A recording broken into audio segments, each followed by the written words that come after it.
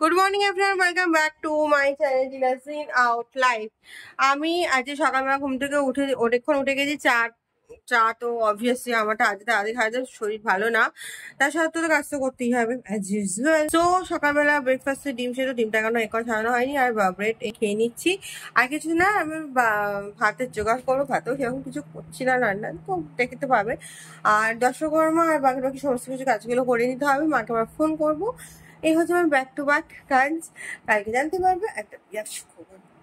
তো চলো দিনটা খুব সুন্দরভাবে স্টার্ট করি। ছিলাম তো, যাই হোক, ঠাকুরের সমস্ত কালকে কালকে কি আছে এই দেখো, লক্ষ্মী গণেশ, প্রাকৃতিক ইতিহাস বলবো না।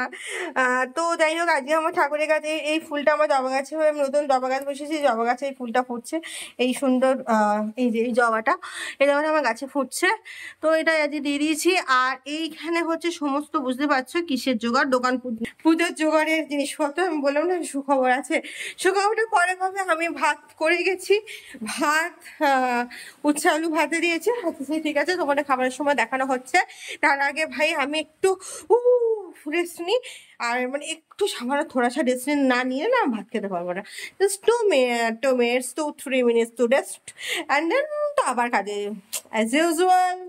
সো আবার সকালবেলা কালকে মিষ্টির অর্ডার দেওয়া হয়েছে, সবকিছু হয়ে গেছে, বাকি রয়েছে এখনো ফুলের অর্ডার। ফুলের দাম তো কালকে রথ, তোমরা তো জানোই ফুলের দাম চূড়ান্ত থাকবে। তো যাই হোক, কিছু করার তো নেই,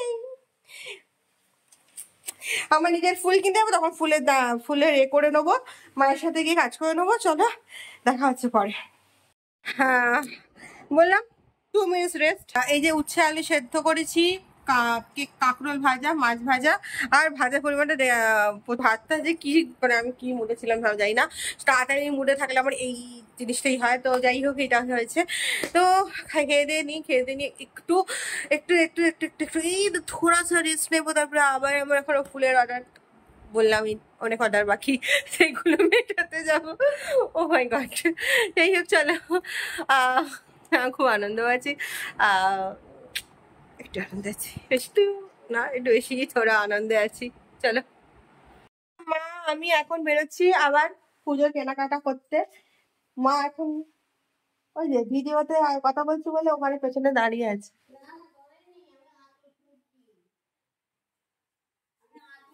আচ্ছা দাঁড়া, কতক্ষণ দাঁড়াতে হবে?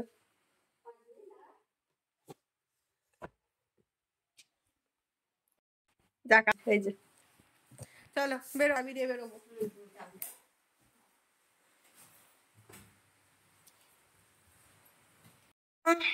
পুরো গরমে পুরো জাস্ট ঘামছি লিটারালি। এখন আলু সেদ্ধ বসিয়ে দিয়েছি। আর কালকে তো সবাই আসবে, ফ্ল্যাটে আসবে, তো ডাস্টে একটু চা ছিল, তাও একটু চা নিয়ে এলুম, দুটো মিক্স করে ঢালবো। আর কিছু বাজার করে নিয়ে এলাম। তারপর রসগোল্লা কি করি, খড়ি মাটি বা এগুলো আমার সব জিনিসপত্র, বিজনেসের জিনিসগুলো যাই হোক নিয়ে যেতে হবে, প্রচুর মাল।